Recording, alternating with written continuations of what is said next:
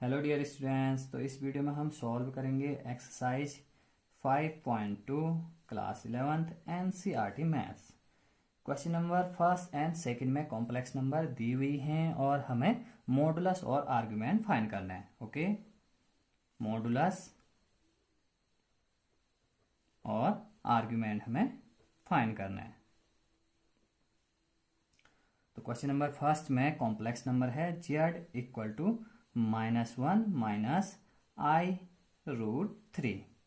तो क्या क्या फाइंड करना है, मॉडुलस और आर्गुमेंट। तो ध्यान से देखें, z equal to -1 minus i√3।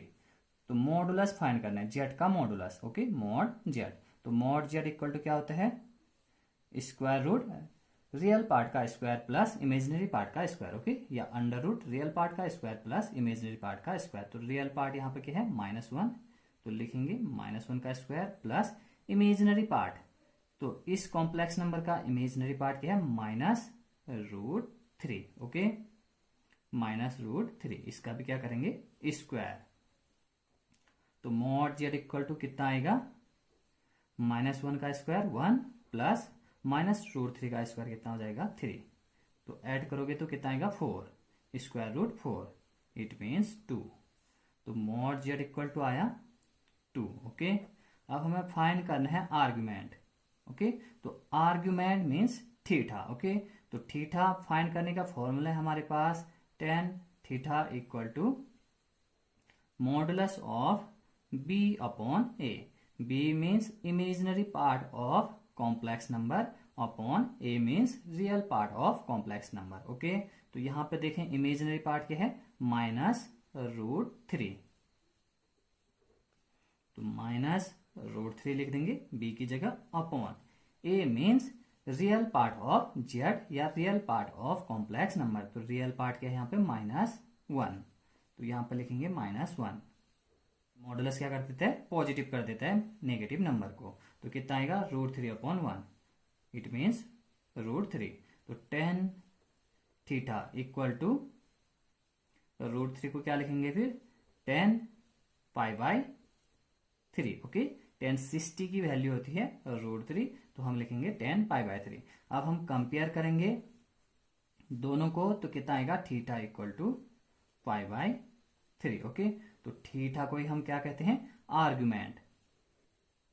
यहां पर आप ध्यान से देखें, ये जो कॉम्प्लेक्स नंबर है, ओके, ये जो कॉम्प्लेक्स नंबर है वो किस क्वाड्रेंट में होगा, दोनों माइनस हैं। ओके, रियल पार्ट भी माइनस है, रियल पार्ट भी माइनस है और इमेजिनरी पार्ट भी माइनस है। तो माइनस और माइनस किस क्वाड्रेंट में होते हैं, थर्ड क्वाड्रेंट में। किस क्वाड्रेंट में, थर्ड क्वाड्रेंट में। थर्ड क्वाड्रेंट के लिए प्रिंसिपल आर्गुमेंट फाइंड करने के लिए मैंने आपको फॉर्मूला बताया था, principal argument, principal argument of Z. Okay, तो फॉर्मूला क्या बताया था मैंने, थीटा माइनस पाई।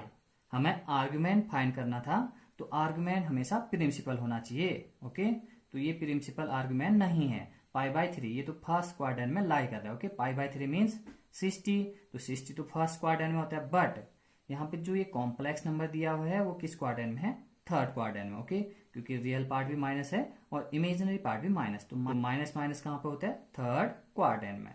तो थर्ड क्वाड्रेंट के लिए मैंने फॉर्मूला बताया था आपको, principal argument equal to theta minus pi. तो थीटा कितना है, π/3 माइनस पाई। तो सॉल्व करें, -3π और ये प्लस का पाई है, तो कितना आएगा, -2π/3। तो आर्गुमेंट हम हमेशा प्रिंसिपल आर्गुमेंट फाइंड करेंगे। कहीं पर लिखा है फाइंड आर्गुमेंट, तो कौन सा आर्गुमेंट होगा, वो प्रिंसिपल आर्गुमेंट। नंबर 2 में कॉम्प्लेक्स नंबर दिया है z equal to -√3 plus i। Okay, तो हमें मॉडुलस और आर्गुमेंट फाइंड करना है। z इक्वल टू है -√3 प्लस i। तो मॉडुलस z इक्वल टू क्या होता है, अंडर रूट रियल पार्ट का square, okay, plus imaginary part का स्क्वायर। आप भी लिख सकते हो REZ, it means real part of z का square plus imaginary part of z का स्क्वायर। तो कॉम्प्लेक्स नंबर जेड का रियल पार्ट क्या है, -√3 -√3 का square plus imaginary part of Z. तो इमेजिनरी पार्ट यहाँ पे क्या है, 1। ये आई है तो आप इसको 1i भी समझ सकते हैं। तो इमेजिनरी पार्ट क्या है, 1। तो हम लिखेंगे 1 का स्क्वायर। सॉल्व करें, -√3 का स्क्वायर कितना हो जाएगा, 3 प्लस 1 का स्क्वायर कितना, 1। तो 3 + 1 इट मीन्स 4, √4 मीन्स 2। तो मॉडुलस जेड कितना आया, मॉडुलस जेड इक्वल टू 2। अब हमें फाइंड करना है आर्ग्यूमेंट। ओके, कौन सा आर्ग्यूमेंट, प्रिंसिपल आर्ग्यूमेंट। तो tan थीटा इक्वल टू होता है b/a। b means imaginary part of Z. तो इमेजिनरी पार्ट कितना है, 1/a। a means real part of Z. तो इस कॉम्प्लेक्स नंबर जेड का रियल पार्ट क्या है, -√3। ओके, तो मॉडुलस है तो ये प्लस हो जाएगा 1/√3। तो tan थीटा इक्वल टू 1/√3 को हम क्या लिख सकते हैं, tan π/6। ओके, अब कंपेयर करें तो थीटा इक्वल टू कितना आएगा, कंपेयर करने पे थीटा इक्वल टू आएगा π/6। π/6 मीन्स फर्स्ट क्वाड्रेंट में है ये वाला एंगल। बट आप कॉम्प्लेक्स नंबर को ध्यान से देखें तो ये कॉम्प्लेक्स नंबर किस क्वाड्रेंट में होगा, माइनस, ये रियल पार्ट माइनस है और इमेजिनरी पार्ट प्लस है। तो कॉम्बिनेशन है माइनस और प्लस का।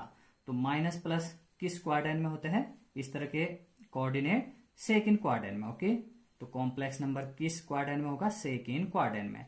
तो मैंने आपको इंट्रोडक्शन में बताया था कि सेकंड क्वाड्रेंट में जब कॉम्प्लेक्स नंबर होता है तो प्रिंसिपल आर्गुमेंट के लिए फॉर्मूला क्या होता है, प्रिंसिपल आर्गुमेंट इक्वल टू होता है π-θ। तो यही फॉर्मूला हम यहाँ पे यूज करेंगे। ओके, प्रिंसिपल आर्गुमेंट जब कॉम्प्लेक्स नंबर सेकंड क्वाड्रेंट में होता है तो प्रिंसिपल आर्गुमेंट क्या होता है, principal argument theta equal to हम क्या लिखेंगे, π-θ।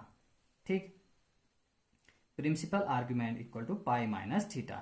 थीटा मीन्स ये वाला एंगल जो हम फाइंड आउट कर चुके हैं। ओके, तो principal argument theta equal to आप लिख सकते हो π-π/6। तो सॉल्व करें इसको, थीटा इक्वल टू क्या हो जाएगा अभी, 6π - π। तो कितना, 5π/6। This is principal argument. हमेशा हम प्रिंसिपल आर्गुमेंट को फाइंड करेंगे। ओके, क्वेश्चन नंबर 3 to 8 में हमें कॉम्प्लेक्स नंबर दी हुई हैं तो उनको पोलर फॉर्म में रिप्रेजेंट करना है। ओके, तो ध्यान से देखें, क्वेश्चन नंबर 3 है, कॉम्प्लेक्स नंबर दिए है आपको z इक्वल टू 1 - i। तो इस कॉम्प्लेक्स नंबर को हमें लिखना है पोलर फॉर्म में। पोलर फॉर्म का मतलब क्या होता है, r और थीटा के फॉर्म में। z equal to r cos theta plus i sin theta के फॉर्म में। ओके, इस फॉर्म में हमें लिखना है।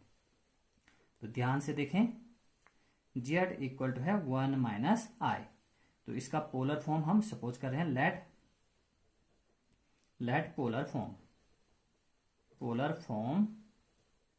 Of z equal to r cos theta plus i sin theta. Okay, अब हम r की वैल्यू फाइंड करेंगे और थीटा की वैल्यू फाइंड करेंगे और इस वाले इक्वेशन में रख देंगे। राइट, तो इस इक्वेशन और इस इक्वेशन को हम कंपेयर करेंगे। यहां पर रियल पार्ट क्या है, r cos थीटा, और यहां पे क्या है, रियल पार्ट 1 है। तो हम लिख सकते हैं r cos theta equal to 1। Okay, यहां पे इमेजिनरी पार्ट क्या है, r sin थीटा। r से मल्टीप्लाई करेंगे तो r यहां पे भी होगा। ठीक, जैसे कि r ने इसको मल्टीप्लाई किया तो रियल पार्ट क्या हुआ, r cos थीटा। तो हमने लिखा r cos theta equal to 1। अब यहाँ पे इमेजिनरी पार्ट क्या है, r sin थीटा। तो हम लिख सकते हैं r sin theta equal to, this is imaginary part r sin theta. तो यहाँ पे इमेजिनरी पार्ट क्या है, 1। यहाँ पे 1 लिखा नहीं गया है तो आप समझ सकते हैं। ओके, अंडरस्टूड है ये चीजें। तो 1 इमेजिनरी पार्ट क्या है, -1, माइनस भी है तो -1 लिखेंगे। इमेजिनरी पार्ट क्या है, -1। इनको सॉल्व करके हम आर की वैल्यू फाइंड करेंगे और थीटा की वैल्यू फाइंड करेंगे।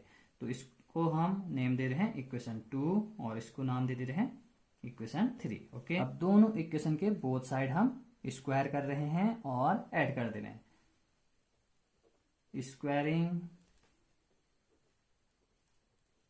both sides of equation 2 and 3 and adding दोनों इक्वेशन के बोथ साइड हम क्या करेंगे, स्क्वायर कर देंगे और ऐड कर देंगे।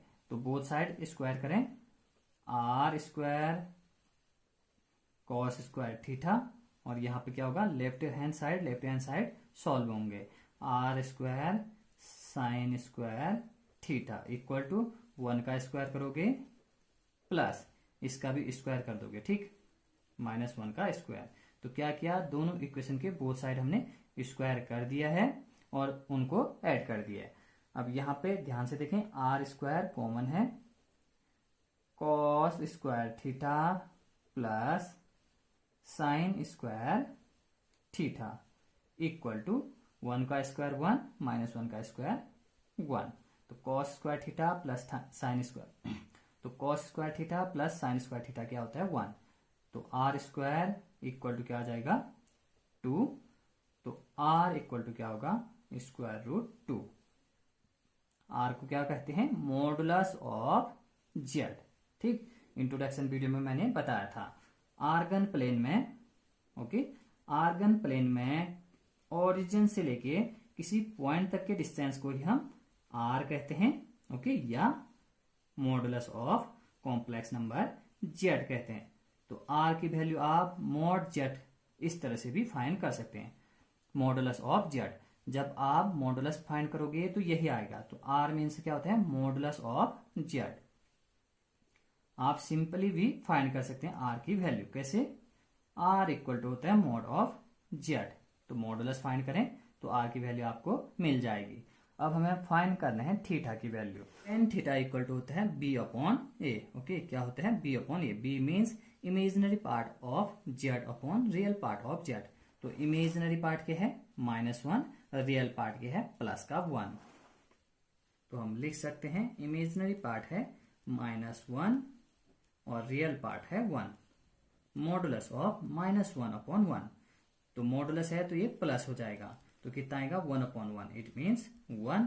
तो इस 1 को हम क्या लिख सकते हैं, 10 π/4। ओके, तो 10 थीटा इक्वल टू कितना, 10 π/4। कंपेयर करें फिर, थीटा इक्वल टू कितना आएगा, π/4। ओके, बट ये प्रिंसिपल आर्ग्यूमेंट नहीं है। क्यों, क्योंकि ध्यान से देखना आप, कॉम्प्लेक्स नंबर क्या है 1 - i। तो यहां पर आपको दिख रहा है रियल पार्ट है पॉजिटिव और इमेजिनरी पार्ट है नेगेटिव। तो इस तरह के पॉइंट्स आपको किस क्वाड्रेंट में दिखते हैं, फोर्थ क्वाड्रेंट में। ओके, किस क्वाड्रेंट में, फोर्थ क्वाड्रेंट में। तो फोर्थ क्वाड्रेंट में कॉम्प्लेक्स नंबर है। तो फोर्थ क्वाड्रेंट के लिए मैंने आपको प्रिंसिपल आर्ग्यूमेंट फाइंड करने का फॉर्मूला बताया था। तो वो फॉर्मूला क्या था, थीटा इक्वल टू मैंने लिखा था minus theta. Principal argument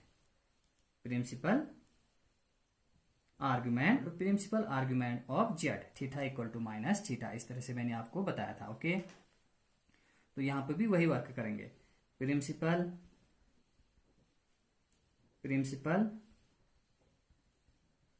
argument of Z. Okay, तो प्रिंसिपल आर्ग्यूमेंट ऑफ जेड आप थीटा ब्रैकेट में लिख सकते हैं, इक्वल टू क्या होता है, माइनस थीटा। तो माइनस थीटा की जगह क्या है, π/4। क्योंकि फोर्थ क्वाड्रेंट में है कॉम्प्लेक्स नंबर, तो यहाँ पे एंगल भी क्या होगा, नेगेटिव एंगल होगा। तभी थीटा यहाँ पे पॉजिटिव था, अब क्या हो गया है, नेगेटिव। तो इस थीटा की इस वैल्यू को हम रखेंगे इक्वेशन 1 में। ओके, पुटिंग दी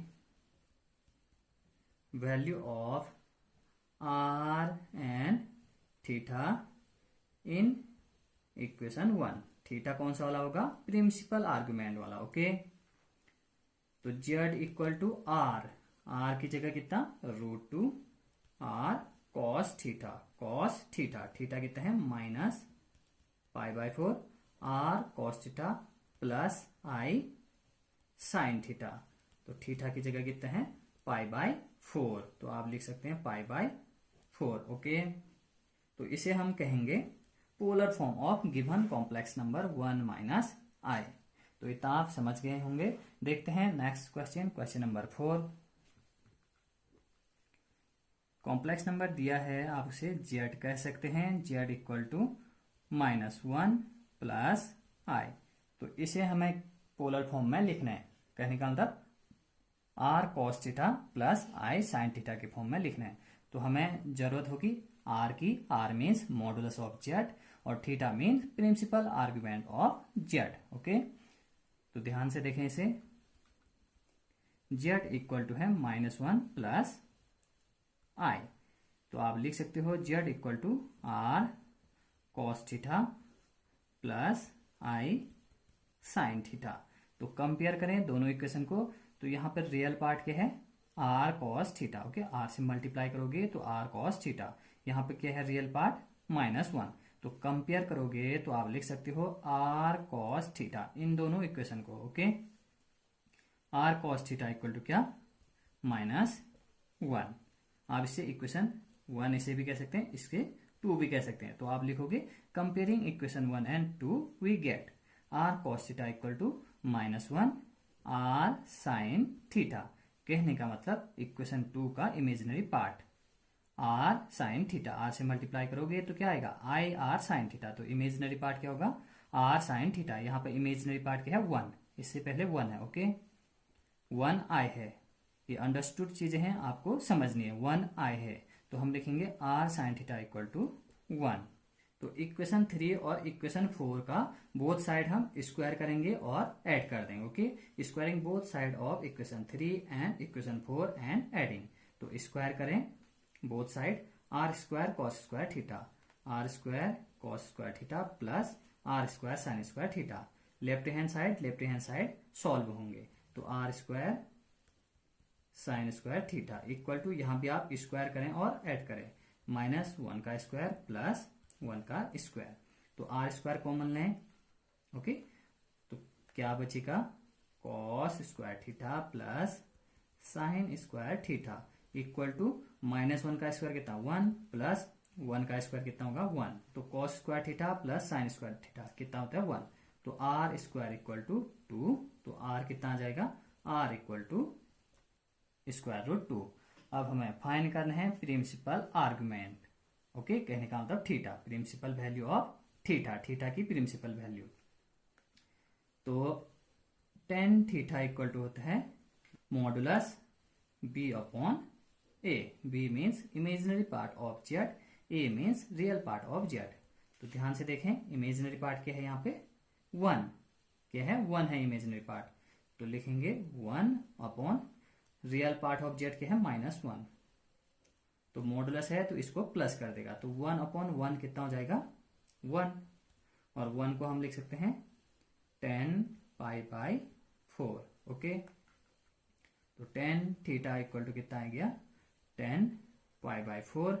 कंपेयर करोगे तो थीटा इक्वल टू कितना आएगा पाई बाय 4। अब हमें कॉम्प्लेक्स नंबर को ध्यान से देखना है।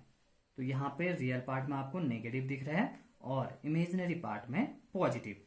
तो ये कॉम्प्लेक्स नंबर किस क्वाड्रेंट में होगा, एक जगह है नेगेटिव और एक जगह आपको दिख रहा है पॉजिटिव। तो माइनस और प्लस इस टाइप का दिख रहा है, ठीक। तो ये कॉम्प्लेक्स नंबर होगा सेकेंड क्वाड्रेंट में। ओके, और सेकेंड क्वाड्रेंट में हम प्रिंसिपल आर्गुमेंट कैसे फाइंड करते हैं, पाई माइनस थीटा, इस तरह से फाइंड करते हैं। तो प्रिंसिपल आर्गुमेंट्स हम फाइंड कर सकते हैं। Principal argument of z equal to क्या लिखेंगे पाई माइनस थीटा।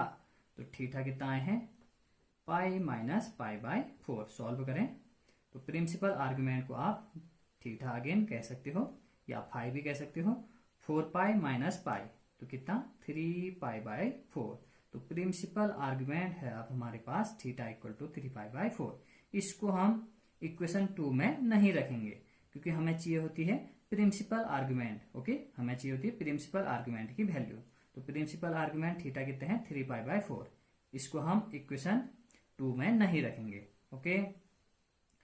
अब आप आर और थीटा की वैल्यू पुट कर दीजिए इक्वेशन 2 में।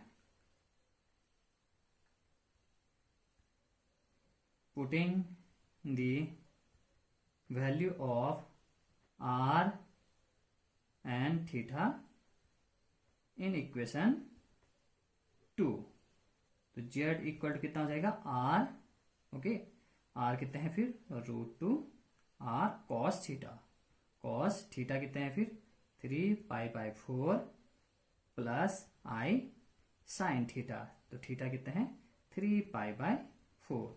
तो ये हो गया polar form of this complex number. एक और क्वेश्चन हम सॉल्व करेंगे, क्वेश्चन नंबर 5, बाकी आप ट्राई कर सकते हो, ओके। नंबर 5 में कॉम्प्लेक्स नंबर दिया है z equal to -1 minus i. तो ये कॉम्प्लेक्स नंबर किस क्वाड्रेंट में होगा ये भी आपको सोचना है, माइनस माइनस, ठीक। तो माइनस और माइनस इस तरह के कोऑर्डिनेट आपको किस क्वाड्रेंट में दिखते हैं, थर्ड क्वाड्रेंट में, ओके, माइनस माइनस। तो कॉम्प्लेक्स नंबर है थर्ड क्वाड्रेंट में, राइट। और थर्ड क्वाड्रेंट में हम प्रिंसिपल आर्गुमेंट कैसे फाइंड करते हैं, theta minus pi. z equal to है -1 माइनस आई। तो हम इसका पोलर फॉर्म लिख सकते हैं, z equal to r cos theta plus i sine theta, okay. अब इसको कह रहे हैं इक्वेशन 1, इसको 2। Comparing equation 1 and 2, comparing equation 1 and 2, compare करें फिर रियल पार्ट को। यहां पर रियल पार्ट क्या है आर कॉस थीटा, यहां पे रियल पार्ट क्या है -1। तो रियल पार्ट को हमने कंपेयर किया, तो R cos theta equal to आ गया है -1, इसको इक्वेशन 3 कह दें। अब आर साइन थीटा क्या है इमेजिनरी पार्ट, आर से मल्टीप्लाई करेंगे तो आर इसके साथ भी आएगा, r cos theta real part, और आर साइन थीटा क्या हो जाएगा इमेजिनरी पार्ट। यहाँ पर इमेजिनरी पार्ट क्या है -1, ओके। ये माइनस आई है, इसका मतलब आप समझोगे -1 आई। तो हम लिख सकते हैं r sine theta equal to -1, okay. Imaginary part है यहाँ पे -1, ठीक। ये हो गया इक्वेशन 4। अब दोनों इक्वेशन के बोथ साइड हम क्या कर देंगे, स्क्वायर कर देंगे और ऐड कर देंगे। तो आप लिख सकते हो squaring and adding, squaring squaring and adding equation 3 and 4।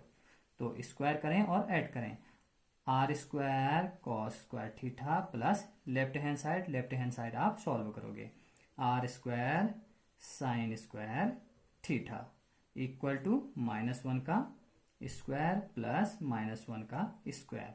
तो आर स्क्वायर कॉमन है, तो यहां से बचेगा कॉस स्क्वायर थीटा, और यहां से क्या बचेगा remaining part sine square theta equal to -1 का स्क्वायर 1 प्लस -1 का स्क्वायर कितना 1, cos square theta plus sine square theta कितना 1। तो आर स्क्वायर इक्वल टू कितना आ जाएगा 2, तो आर इक्वल टू क्या होगा √2। यहां पर हम प्लस माइनस नहीं लिखेंगे क्योंकि आर क्या होता है मॉडुलस ऑफ जेड, ओके। और modulus of z Argand plane में हम किसे कहते हैं, ओरिजिन से लेके किसी पॉइंट तक के डिस्टेंस को, ओरिजिन से लेके किसी पॉइंट तक के डिस्टेंस को ही हम आर कहते हैं, और आर इक्वल टू होता है क्या मॉड जेड। तो ये डिस्टेंस कभी भी नेगेटिव नहीं हो सकता है, इसलिए हम पॉजिटिव वैल्यू लेंगे, नेगेटिव वैल्यू नहीं लेंगे, ओके। तभी हमने यहाँ पे प्लस माइनस नहीं लिखा है, ओनली प्लस है ये, ओके। आर इक्वल टू क्या है √2। अब हम फाइंड करेंगे थीटा को। तो आप जानते हैं tan थीटा इक्वल टू क्या होता है modulus b/a। b means imaginary part of Z, a means real part of Z. तो देखें इमेजिनरी पार्ट क्या है -1 और रियल पार्ट क्या है -1। तो मॉडुलस क्या कर देगा, प्लस कर देगा, या माइनस माइनस कैंसिल आउट हो जाएंगे। ओके, तो कितना आएगा 1। तो 1 को हम लिख सकते हैं 10 π/4। ओके, 10 π/4। कंपेयर करें फिर, tan थीटा इक्वल टू 10 π/4, तो थीटा इक्वल टू कितना आएगा, π/4। तो कॉम्प्लेक्स नंबर जेड किस क्वाड्रेंट में था, थर्ड क्वाड्रेंट में, क्योंकि यहाँ रियल पार्ट भी नेगेटिव है और इमेजिनरी पार्ट भी नेगेटिव, तो ये है थर्ड क्वाड्रेंट में। बट यहाँ से एंगल, ये एंगल थीटा है π/4, π/4 मीन्स फर्स्ट क्वाड्रेंट, तो ये गलत है। ठीक, कॉम्प्लेक्स नंबर तो है थर्ड क्वाड्रेंट में, बट एंगल आ रहा है हमारा फर्स्ट क्वाड्रेंट का। ओके, तो ये हमारा प्रिंसिपल आर्गुमेंट नहीं है, प्रिंसिपल आर्गुमेंट होगा ये वाला एंगल। तो इसे कैसे फाइंड करेंगे फिर हम, principal argument, principal argument of z equal to, third quadrant के लिए प्रिंसिपल आर्गुमेंट होता है थीटा माइनस पाई। तो थीटा है π/4 माइनस पाई, तो सॉल्व करें, -4π प्लस पाई, तो कितना आएगा -3π/4। एलसीएम लेके आप सॉल्व कर सकते हैं। तो इसे हम कहेंगे प्रिंसिपल आर्गुमेंट। ओके, अब थीटा और आर की वैल्यू आप इक्वेशन 2 में रख दोगे। ओके,